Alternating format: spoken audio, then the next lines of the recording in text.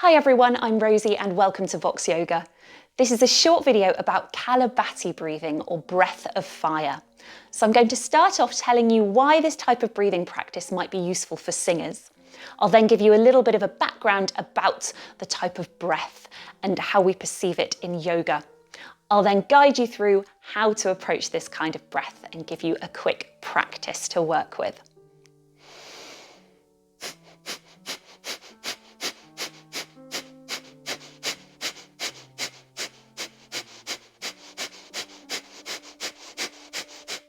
So why might this type of breathing practice be useful for singers? Obviously, we're not going to start doing that on stage, but if we build it into our practice, it's really going to help to start to build up our core muscles. So in Kapalabhati breathing, we actually have quite a passive inhale when our abdominals release, which is really great for us to practice having that just quick release breath, which we often have in a phrase, particularly if we're singing a quick song. So the muscular action of the abdominals during Kapalabhati breathing is the transverse abdominals are compressed very tightly. The transverse abdominis are the deepest of our abdominal muscles. They run all the way down the front of our torso, round to the sides and towards the back. So during forceful exhalation, all of our abdominal muscles are really engaged. Then when we want to vocalize and have this extended exhalation, our abdominal muscles need to have some tension to really help to work with the action of the diaphragm. So it's really great to put some of this breathing practice into your yoga practice if you are working on core. We know as a singer we want to have a strong core so we can help to support our breath and extend those phrases, but also to keep a healthy spine, we want to have a strong core. Having these stronger abdominal muscles will help to support the lower back and the lumbar spine, and then also help to work in connection with our ribs to help them move freely, to help us breathe easier, and just ultimately have better alignment and a healthier body. So how did Kapalabhati breathing come to be? I'd always known this breath as breath of fire from doing a Kundalini yoga class. I recommend you take one if you never have before, just to see what it's all about, because it's very different to a general yoga class, but it's actually the best workout I've ever had from yoga. But at the same time, I've felt really connected to my breath afterwards. So do a bit of research on it. And if you see one near you, go to a Kundalini class. It's interesting. So I like that it's called breath of fire because it does feel like you are getting the energy moving. So it's technically a kriya, as it's a cleansing practice. It's supposed to kind of detoxify the body and help us to cleanse. However, because we are using the breath, it is a pranayama and therefore a breathing practice. So as we have our mouth closed during this practice, it's supposed to visualize that we are moving the breath up to the third eye. It's also called skull shining breath. So it is that sensation of sending everything up to the crown of the head to cleanse it and have this bright light shining. You can use that and have that imagination as well, that visualization as you are doing the practice, or you can just use it as a physical practice to start to be more aware of your abdominal muscles. So don't do this breath if you are pregnant or have high blood pressure. Also, if you're very congested, we are going to be forcefully exhaling through our nose, so it's not the best idea. Let's get started. Find a comfortable seated position. Because we are kind of sending a lot of pressure and energy to our head, it's better to be sat down to do Kapalabhati breathing. I like to be cross-legged. You could be kneeling as well or in a chair. Make sure you feel nice and grounded and supported.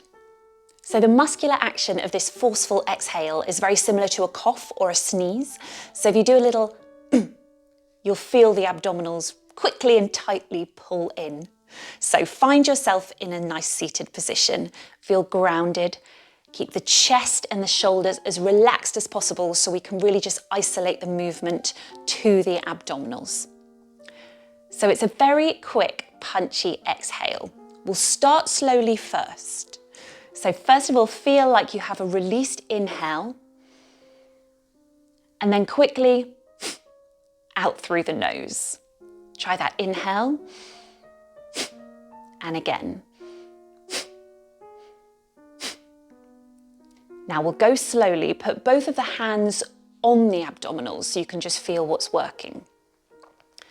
Ultimately, the inhale will take care of itself. You just want to make sure that you're not just going out all on one breath. You want to feel that release in between, which is what kind of creates that fire and that energy. So putting the hands on the abdominals, I'm going to inhale first through the nose.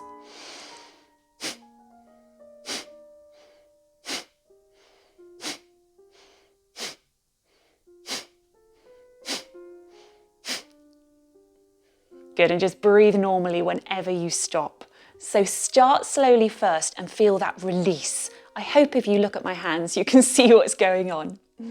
So keep it at that speed if you haven't done it before, or if you feel comfortable with the movement already, you can go a bit faster. It's kind of a bit of coordination here as well. I think it can take a little bit of time to get used to Kapalabhati breathing. So we'll try it once more.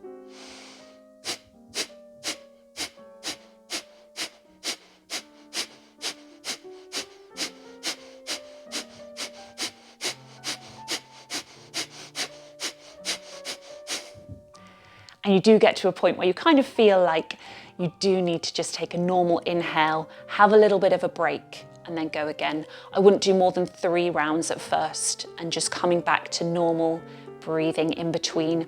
I would recommend still breathing through the nose in between, just to really calm the breath before you start to move to another round. So although we don't tend to breathe through our nose for singing, it's a different kind of breath, and it does really help to focus us, which is why in yoga we tend to breathe through the nose. So you can start to bring this or breathe this into your yoga practice. Like I said, if you are doing something which requires a little bit more core engagement, then it's nice to do maybe just before you do that exercise. I would recommend doing it maybe towards the middle or the end of your yoga practice.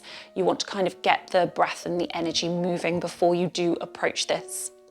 Like I said, it can take a little bit of a while to get used to, but you will feel a lot more energetic after you've done it. And it really does just start you to get aware of the abdominal muscles and thinking about your inhale and your exhale a little bit differently. So give it a go and let me know how you get on. Thank you for watching Vox Yoga with Rosie. I release videos every Tuesday at 5 o'clock, so hit subscribe to make sure that you get notified. See you soon.